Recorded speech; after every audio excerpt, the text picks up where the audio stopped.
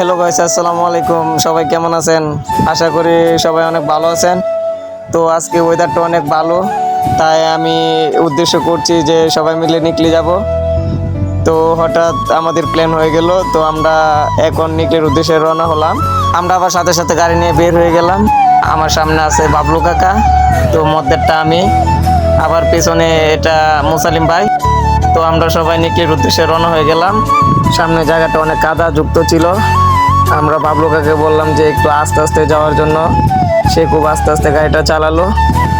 তো আমরা এই যে কাদাযুক্ত জায়গাটা অনেক সুন্দরভাবে পার হয়ে গেলাম। দেখতে দেখতে আমরা আবার নিকলি চলে আসলাম। তো আমরা সামনের দিকে এগিয়ে দেখতে পেলাম আমার বন্ধু সুজন, রাতুল এবং আব্দুল্লাহ সামনে বাইক নিয়ে দাঁড়িয়ে আছে। আবার সামনের উদ্দেশ্যে রওনা হলাম। তো এটা মুসালিম ভাই দেখাচ্ছে সামনের দিকে যাওয়ার জন্য। তো আবার আমরা সামনে চলে গেলাম। তো যাইতে যাইতে দেখলাম অনেকেই বাইক নিয়ে দাঁড়িয়ে আছে, তো তাদেরকে আমি ফলো করলাম। তো আবার সামনে অনেক ঢেউ, তো দেখতে পেলাম বাবলু কাকা গাড়ি ধুইতেছে। তো গাড়ির মধ্যে মনে হয় অনেক কাদা ছিল, সে সুন্দরভাবে গাড়িটাকে ধুয়ে নিচ্ছে, একবার ওয়াশ করতেছে ভালোভাবে। তো সামনে আবার দেখতে পেলাম আব্দুল্লাহ গাড়িটারে সুন্দরভাবে ধুইতেছে। তো আব্দুল্লাহর গাড়িটা সুন্দর হয়ে গেছে, অনেক চকচক করতেছে। তো আমরা আবার সামনের দিকে গেলাম।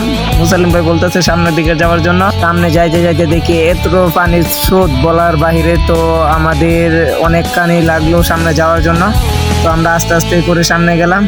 তো সামনে গিয়ে দেখতে পেলাম স্বামী অনেক হাসতেছে, সাজ্জাদ ভাই, আনন্দ, রাতুল, তো তারা অনেক এনজয় করতেছে।